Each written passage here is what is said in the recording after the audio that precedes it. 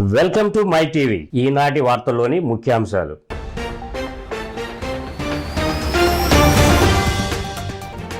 గిరిజన ప్రాంతాలలో 300 4G cell టవర్స్ను వర్చువల్గా ప్రారంభించిన ముఖ్యమంత్రి. మారుమూల గిరిజన ప్రాంతాలకు సమర్థవంతమైన టెలికాం సేవలు తీసుకొచ్చామన్న సీఎం జగన్.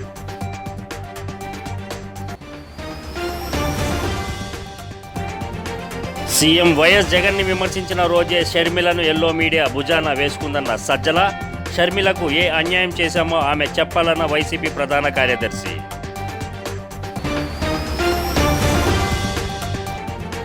విజయవాడ తుమ్మలపల్లి కళాక్షేత్రంలో జాతీయ ఓటర్ దినోత్సవం. హాజరైన ఏపీ గవర్నర్ అబ్దుల్ నజీర్, రాష్ట్ర ప్రధాన ఎన్నికల అధికారి. విశాఖ ఉక్కుపై వైసీపీకి ఎలాంటి ప్రేమ లేదన్న ఏపీ కాంగ్రెస్ చీఫ్ షర్మిల. ముఖ్యమంత్రి జగన్పై విమర్శనాస్త్రాలు.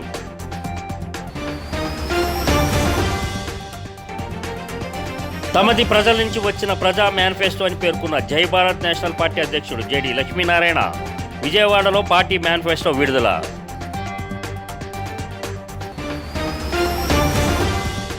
వివరాల్లోకి వెళ్తే, మారుమూల గిరిజన ప్రాంతాల్లో 4G సేవలు అందుబాటులోకి వచ్చాయి. గిరిజన ప్రాంతాలలో 300 4G సెల్ టవర్స్ను ముఖ్యమంత్రి వైఎస్ జగన్మోహన్ రెడ్డి ప్రారంభించారు. తాడేపల్లిలోని ముఖ్యమంత్రి క్యాంపు కార్యాలయంలో ఏర్పాటు చేసిన కార్యక్రమంలో వర్చువల్గా సెల్ టవర్స్ను సీఎం వైఎస్ జగన్ ప్రారంభించారు. ఈ కార్యక్రమంలో ఐటీ, పరిశ్రమలు, ఎలక్ట్రానిక్స్ అండ్ కమ్యూనికేషన్ శాఖ మంత్రి Gudivada Amarnath, CS doctor KS Jawahar Reddy, IT శాఖ కార్యదర్శి Kona Sasidhar, communications director C Chandrasekhar Reddy, Bharti Airtel, Reliance సంస్థల ప్రతినిధులు పాల్గొన్నారు.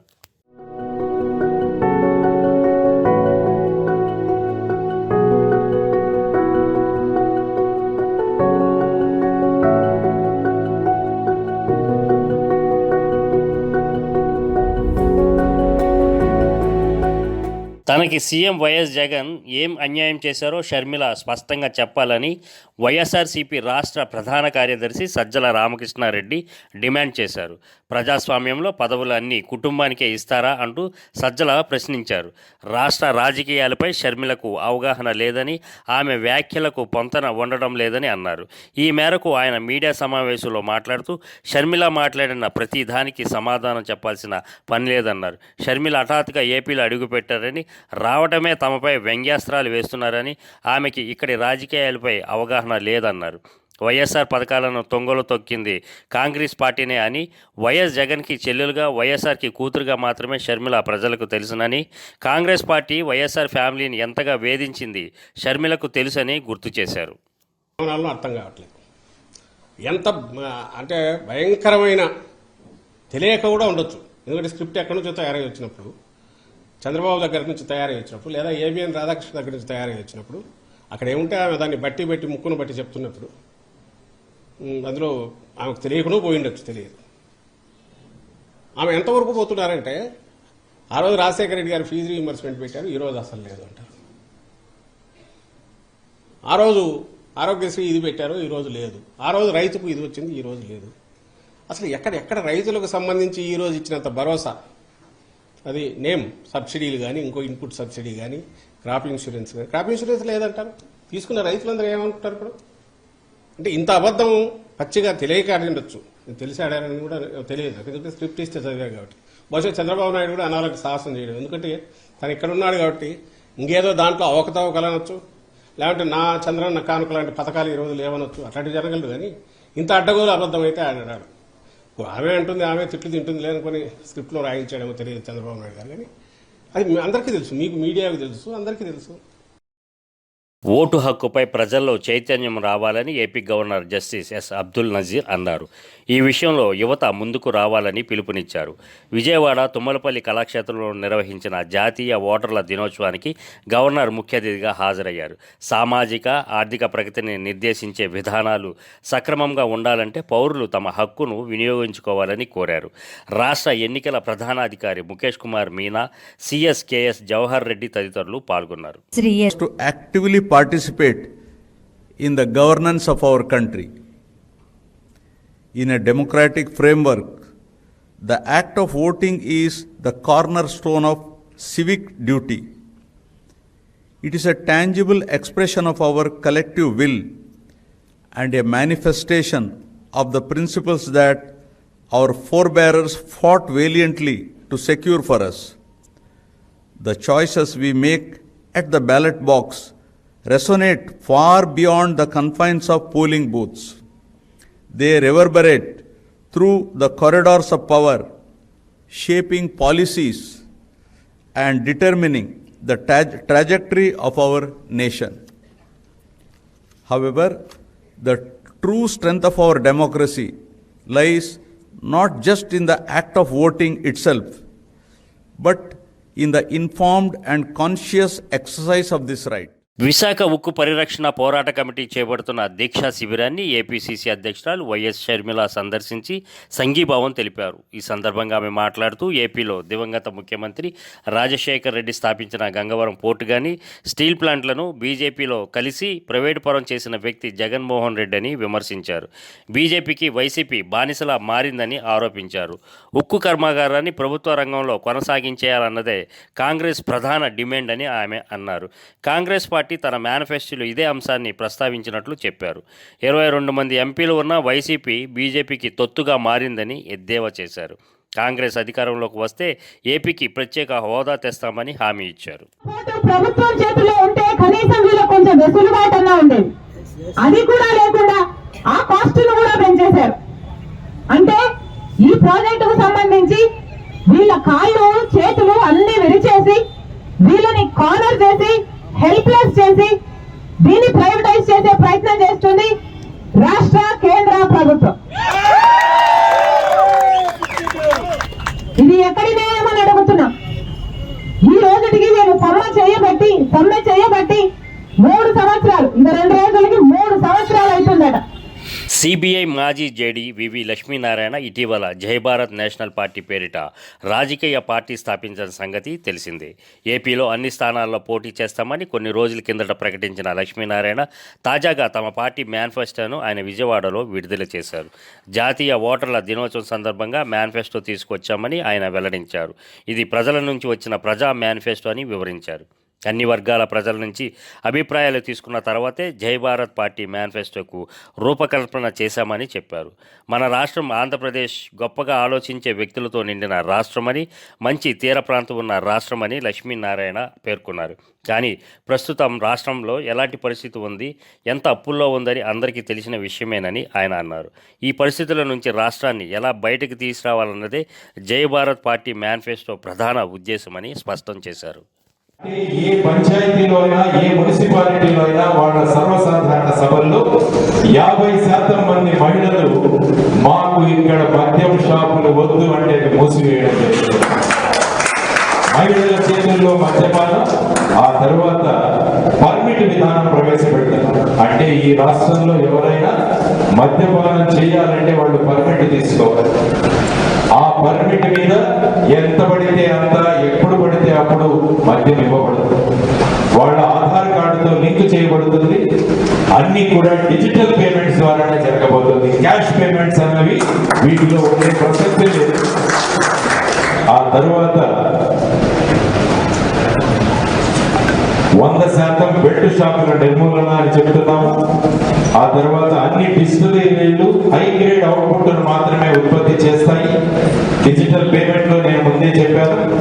మద్యం సేవించే జాతీయ ఓటర్ దినోత్సవం సందర్భంగా ప్రధాని నరేంద్ర మోదీ నిర్వహించిన నూతన ఓటర్ల సమ్మేళనం కార్యక్రమాన్ని దువ్వాడ విజ్ఞాన్ ఇంజనీరింగ్ కళాశాలలో విద్యార్థులు, భాజపా శ్రేణులు భారీ స్క్రీన్పై తిలకించారు. ముఖ్య అతిథిగా గాజువాక బీజేపీ కన్వీనర్ కన్నంరెడ్డి నరసింహరావు పాల్గొని మాట్లాడుతూ యువతకు దిశానిర్దేశం చేస్తూ ప్రధాని చేసిన ప్రసంగం అందరినీ ఆకట్టుకుందని తెలిపారు. 18 ఏళ్లు నిండిన యువత ఓటు హక్కు సద్వినియోగం చేసుకోవాల్సిన అవసరం ఎంతైనా ఉందన్నారు. దేశాన్ని మంచి మార్గంలో నడిపించగల సత్తా యువతకే ఉందన్నారు.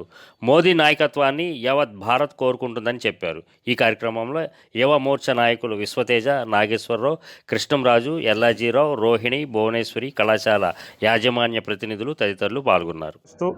ఈ యొక్క కార్యక్రమం ప్రతి ఒక్క నియోజకవర్గంలో యువతకు చేరువయ్యే విధంగా అక్కడ ఉండేటటువంటి యువతను కలిసి, అక్కడ ఉండేటటువంటి కాలేజీ యాజమాన్యాలు కానీ, పెద్దలు కానీ అందరినీ కలిసి భారీ స్థాయిలో ప్రధాని మోదీ గారి యొక్క మెసేజ్ని ఏదైతే ఇప్పుడు 2014 నుంచి ఈరోజు సుమారు 10 సంవత్సరాలు మోదీ గారి పాలనలో యువతకి ఎన్నో విషయాల్లో ప్రోద్బలం అందించడమే కాకుండా startup India, make in India వంటి అంశాలతో పాటు ఈరోజు దేశంలో యువతని ప్రపంచంలో లైవ్ ప్రోగ్రాన్ని ఇక్కడ వీక్షించారు. దేశ ప్రధాని శ్రీ నరేంద్ర మోదీ గారు మాట్లాడుతూ మన భారతదేశం ఇప్పుడు యువత చాలా అధికంగా ఉంది, యువతపైనే భారతదేశ భవిష్యత్తు ఆధారపడి ఉంది. యువత స్ఫూర్తితో నీతి నిజాయితీగా అన్ని రంగాల్లోనూ రాణించి భవిష్యత్తులో ఆర్థికంగా స్థిరపడితే మరి ప్రపంచంలో భారతదేశం ఇప్పటికే 5వ స్థానంలో ఉంది. రాబోయే రోజుల్లో 1వ స్థానానికి రావాలంటే అది యువత వల్లే సాధ్యమని దిశానిర్దేశం చేశారు. అమరావతి రాజధాని పరిరక్షణ మహోద్యమం 1500వ రోజు పూర్తి చేసుకున్న సందర్భంగా అమరావతి పరిరక్షణ యువజన జేఏసీ కన్వీనర్ రావిపాటి సాయికృష్ణ ఆధ్వర్యంలో రైతులకు సాంఘీభావంగా భారీ బైక్ ర్యాలీ నిర్వహించారు. తొలుత బృందావన్ గార్డెన్స్ నుండి ప్రారంభమైన rally Lakshmipuram large centre, Shankara Vilas మీదుగా హిందూ కళాశాల సెంటర్లో గల అమరజీవి పొట్టి శ్రీరాములు విగ్రహం వద్దకు చేరుకొని అమరజీవి విగ్రహానికి నివాళులర్పించిన అనంతరం కలెక్టరేట్ ఎదురుట ఉన్న తెలుగుతల్లి విగ్రహం వద్ద ముగించి తెలుగుతల్లి విగ్రహానికి నివాళులర్పించారు. అమరావతి రాజధాని ఉద్యమంలో మానసిక వేదనతో అసూలుబాసిన రైతులకు శ్రద్ధాంజలిగా మౌనం పాటించారు. ఈ కార్యక్రమంలో జనసేన పార్టీ జిల్లా అధికార ప్రతినిధి ఆళ్ల హరి, మేధావుల ఫోరం నేతలు భాష్యం నరసయ్య, రైతు నాయకులు రావిళ్ల వెంకటయ్య, శ్రీనివాసరావు, వెలివెల్లి సుబ్బారావు తదితరులు పాల్గొన్నారు.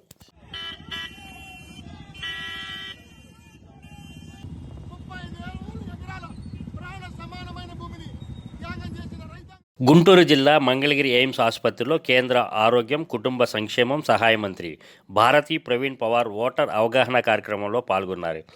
ఓటర్ దినోత్సవం సందర్భంగా ఎయిమ్స్లో నిర్వహించిన కార్యక్రమంలో పాల్గొన్న మంత్రి విద్యార్థులకు నూతన ఓటర్లకు ఓటర్ కార్డులను అందజేశారు. ఈ కార్యక్రమంలో ఎయిమ్స్ ఆసుపత్రి నిర్వాహకులు, బీజేపీ నేతలు, విద్యార్థులు పాల్గొన్నారు.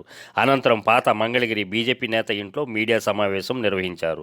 ఈ సందర్భంగా ఆమె మాట్లాడుతూ జనసేనకి బీజేపీకి మధ్య పొత్తు ఉందని, తాము కలిసి వెళతామని, దానికి ఇరు పార్టీలు సన్నద్ధంగా ప్రణాళికలు వేస్తున్నారని కేంద్ర తెలిపారు. రాబోయే ఎన్నికలలో తమతో కలిసి వచ్చిన అన్ని పార్టీలతో కలిసి ఎన్నికలకు వెళ్లడం జరుగుతుందని స్పష్టం చేశారు. हमारी पहली बैच भी पास आउट जल्द ही हो जाने वाली है और पीजी के भी हमारे लगभग 67 स्टूडेंट्स उसमें कोर्स में अभी पढ़ाई कर रहे हैं, टेकिंग द एजुकेशन. ओपीडी देखा जाए तो जब 2018 से हमने देखा तो लगभग टिल डेट 14 लाख पेशेंट का ओपीडी हुआ है मंगलगिरी एम्स में. 14 लाख. जो ओपीडी शुरू में 49,000 थी वो बढ़ के धीरे धीरे बढ़ के लास्ट ईयर को पर ईयर 49,000, फिर 1 लाख, ऐसे बढ़ के लास्ट ईयर मैक्सिमम हमने 5.5 लाख लोगों का ओपीडी किया थ्रू आउट द ईयर. और ऐसे कंप्लीट విశాఖ నగరంలోని ట్రాఫిక్ నియంత్రణ, సైబర్ నేరాలు తగ్గించే విధంగా కృషి చేస్తున్న పోలీస్ అధికారులు, సిబ్బందిని గుర్తించి అవార్డులు ప్రకటించడం అభినందనీయమని ఏయూవీసీ ఆచార్య పీవీజీడి ప్రసాద్ రెడ్డి అన్నారు. ఆంధ్ర విశ్వవిద్యాలయంలో విశాఖ సిటీ పోలీస్ విభాగంలో బెస్ట్ పెర్ఫార్మెన్స్ అవార్డులను పలువురు సిబ్బందికి అందించారు. ఈ సందర్భంగా ఆయన మాట్లాడుతూ మారుతున్న సమాజంతో పాటు సాంకేతికను అందిపుచ్చుకుంటూ పోలీసులు నిత్యం శాంతి భద్రతలను అదుపులో ఉంచడం జరుగుతుందన్నారు. నగర పోలీస్ కమిషనర్ రవిశంకర్ మాట్లాడుతూ ఉద్యోగుల సేవలను గుర్తించి వారికి తగిన ప్రోత్సాహకం అందించడమే లక్ష్యంగా ఈ తరహా కార్యక్రమాలు నిర్వహిస్తున్నామన్నారు. ఈ సందర్భంగానే పలు విభాగాల్లో ప్రతిభ కనబరిచిన ఉద్యోగులు, సిబ్బందికి ప్రత్యేక అవార్డులను అందించారు. One fellow was sitting in the hotel and telling that salt చాలా తక్కువ ఉంది, డబ్బు కట్టేసినాను,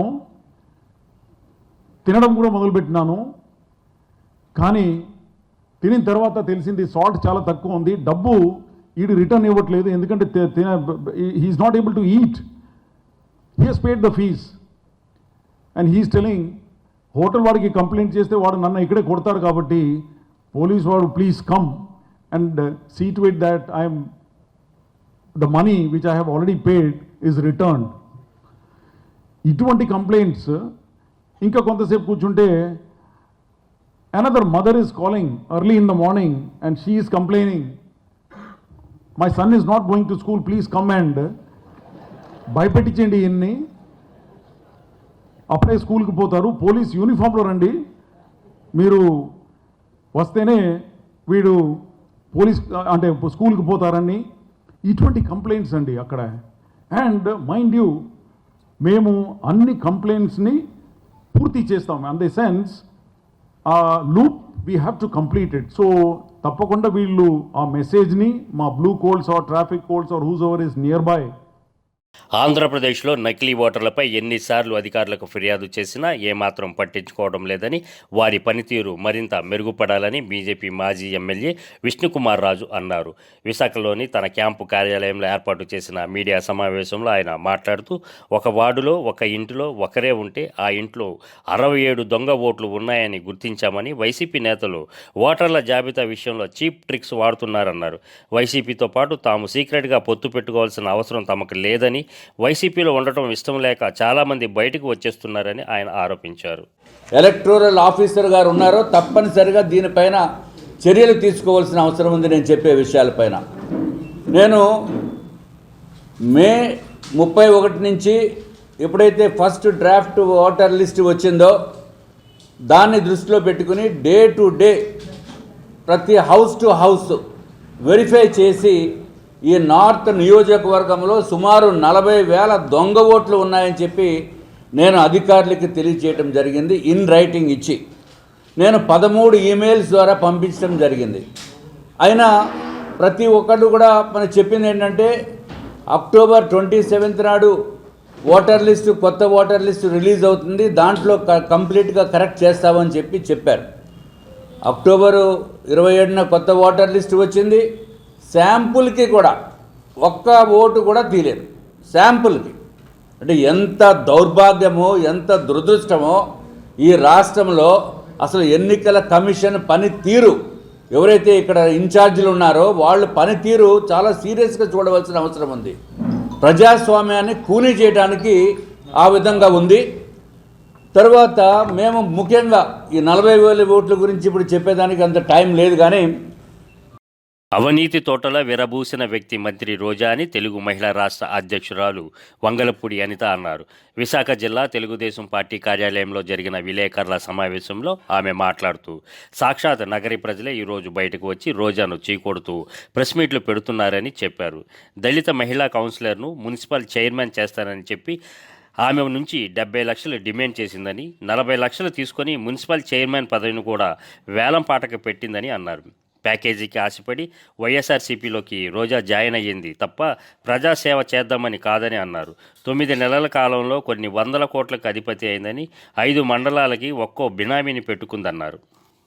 పొత్తూరులోని కుందేలుగుంట, బండార్పల్లి, దర్గం వీళ్ళ దగ్గర కూడా గ్రావెల్ మొత్తం, ఈవెన్ టోల్ గేట్ల దగ్గర కూడా వీళ్ళ దందా నడుస్తుంది.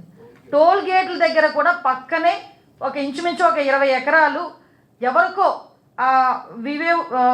వివోనా భావ ఎవరు సంథింగ్ ఆయనకి ఇచ్చిన ల్యాండ్ని కూడా కబ్జా చేసి ఇంకో 20 ఎకరాలు కబ్జా చేసి మొత్తానికి వాళ్ళ బినామీల చేత లేఅవుట్లు వేస్తుంది.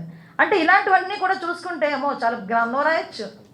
ఆ గ్రంథానికి టైటిల్ ఏంటో కూడా చెప్పనా, మళ్ళీ ఇందాక చెప్పాను కదా, అవినీతి తోటలో విరబూసిన రోజా. దానికి టైటిల్ పెట్టి బుక్ రాస్తే విపరీతంగా సేల్స్ ఉంటాయి.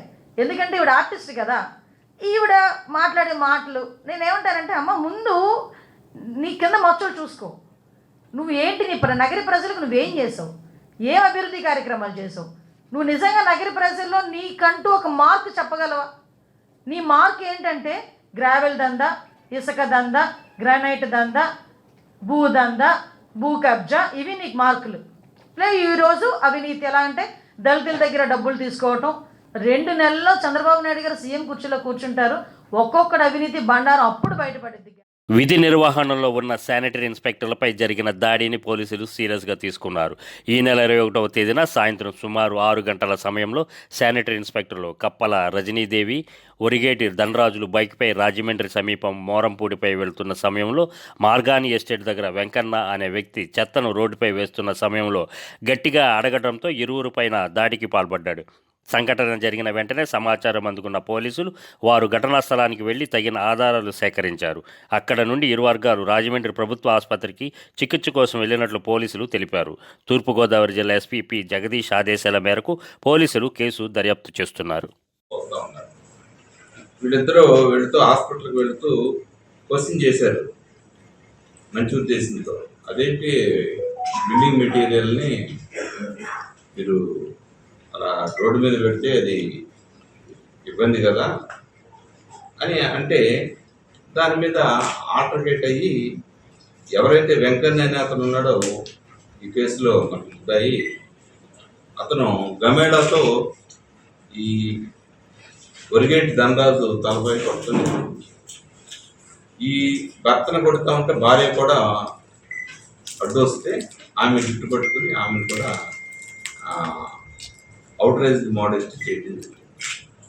ఈలోపు ఈ చుట్టుపక్కల ఇల్లు రెండు వర్గాలు కూడా గొడవ పడుతూ ఉంటుంటే చుట్టుపక్కల వాళ్ళు వచ్చి వాళ్ళని విడదీయడం జరిగింది. ఇదండి కేసు. ఈ అనంతరం ఇరు వర్గాలు కూడా మన గవర్నమెంట్ హాస్పిటల్ రాజమండ్రికి వెళ్ళటం, అడ్మిట్ అవ్వటం, స్టేట్మెంట్స్ ఇవ్వటం, ఇరు వర్గాలకి కూడా ఈ ఇంజరీస్ ఉన్నాయి, మైనర్ ఇంజరీస్, హాస్పిటల్లో ట్రీట్మెంట్ తీసుకుని వెళ్ళిపోవడం జరిగింది. ఓటు వజ్రాయుధం వంటిదని ఎటువంటి ప్రలోభాలకు లోనవ్వకుండా ఓటు హక్కును సద్వినియోగం చేసుకోవాలని 18 సంవత్సరాలు నిండిన ప్రతి ఒక్కరూ ఓటు హక్కును కలిగి ఉండాలని ఐటీడీఏ పీఓ సూర్యతేజ సూచించారు. ఏలూరు జిల్లా పోలవరం మండలం స్థానిక జూనియర్ కళాశాల గ్రౌండ్లో ఓటర్ల దినోత్సవ కార్యక్రమం నిర్వహించారు. కాలేజీ నుండి ఏటిగట్టు సెంటర్ వరకు భారీ ర్యాలీ, మానవహారం నిర్వహించి ఓటు హక్కుపై ప్రజలకు అవగాహన కల్పించారు.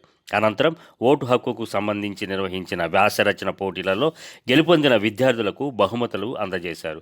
ఈ కార్యక్రమంలో జంగారెడ్డిగూడెం ఆర్డీఓ అద్దయ్య, తహసీల్దార్ B Sumathi, MPDO G Srinu, MPP Sunkara Venkatareddy తదితరులు పాల్గొన్నారు.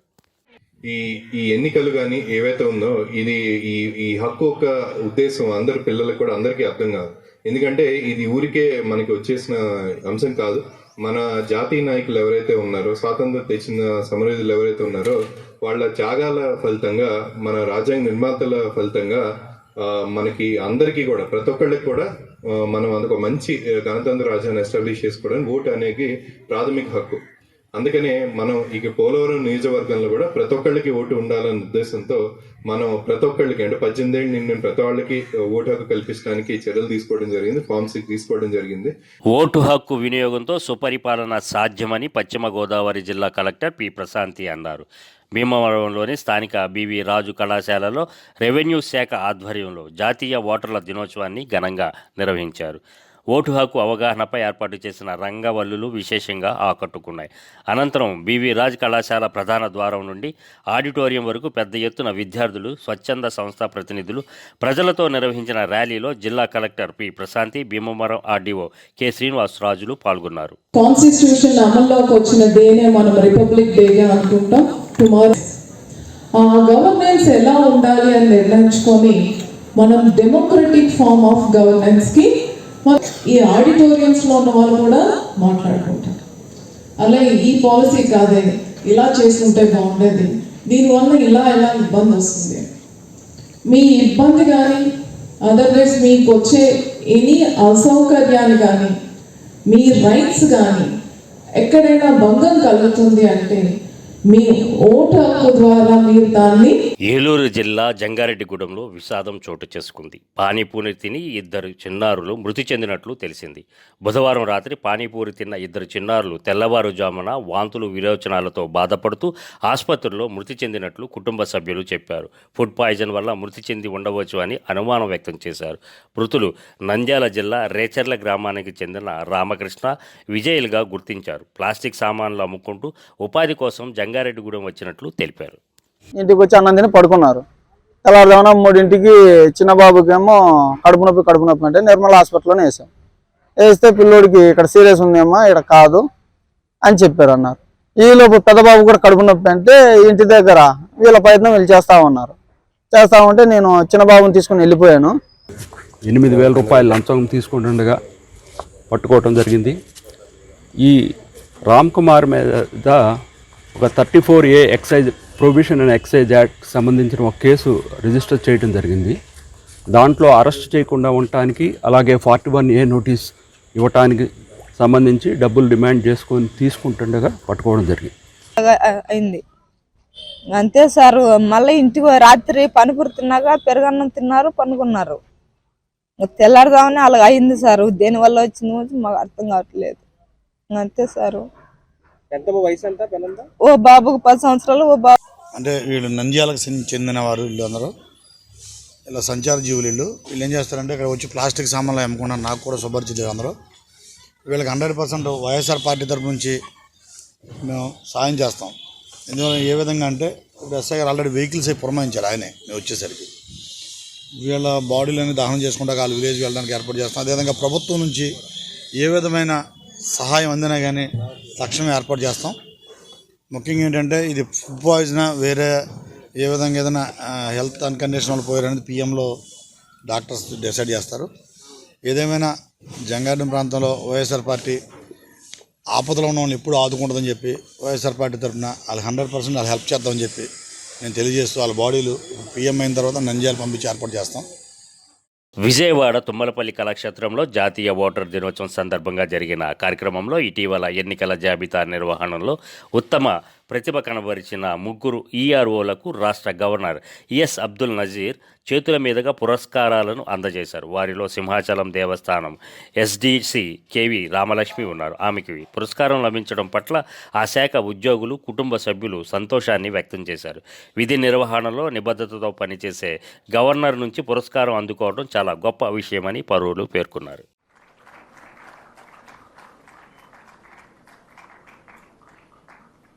ఎలక్టోరల్ రిజిస్ట్రేషన్ ఆఫీసర్ తర్వాత విశాఖపట్నం శ్రీ ఎస్ భాస్కర రెడ్డి గారు. విజయవాడ తుమ్మలపల్లి కళాక్షేత్రంలో జరిగిన జాతీయ ఓటర్ దినోత్సవ కార్యక్రమంలో గవర్నర్ అబ్దుల్ నజీర్, రాష్ట్ర ప్రధాన ఎన్నికల అధికారి ముఖేష్ కుమార్ మీనా, ప్రభుత్వ ప్రధాన కార్యదర్శి కెఎస్ జవహర్ రెడ్డి పాల్గొన్నారు. ఈ సందర్భంగా ఎన్నికల జాబితా నిర్వహణలో ఉత్తమ ప్రతిభ కనబరిచిన 3 జిల్లాల కలెక్టర్లకు పురస్కారాలను అందజేశారు. వారిలో ఎన్టీఆర్ జిల్లా కలెక్టర్ ఎస్ ఢిల్లీరావు ఉన్నారు. పురస్కారం అందుకోవడం పట్ల కలెక్టరేట్లోని ఆయా విభాగాల అధికారులు, కుటుంబ సభ్యులు సంతోషం వ్యక్తం చేశారు.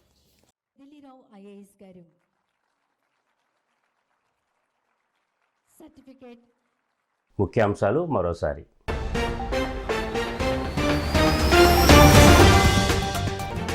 గిరిజన ప్రాంతాలలో 300 4G సెల్ టవర్స్ను వర్చువల్గా ప్రారంభించిన ముఖ్యమంత్రి. మారుమూల గిరిజన ప్రాంతాలకు సమర్థవంతమైన టెలికాం సేవలు తీసుకొచ్చామన్న సీఎం జగన్.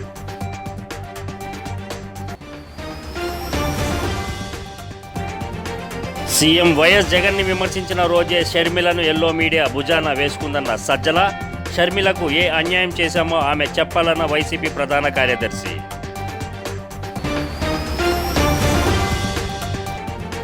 విజయవాడ తుమ్మలపల్లి కళాక్షేత్రంలో జాతీయ ఓటర్ దినోత్సవం. హాజరైన ఏపీ గవర్నర్ అబ్దుల్ నజీర్, రాష్ట్ర ప్రధాన ఎన్నికల అధికారి. విశాఖ ఉక్కుపై వైసీపీకి ఎలాంటి ప్రేమ లేదన్న ఏపీ కాంగ్రెస్ చీఫ్ షర్మిల. ముఖ్యమంత్రి జగన్పై విమర్శనాస్త్రాలు.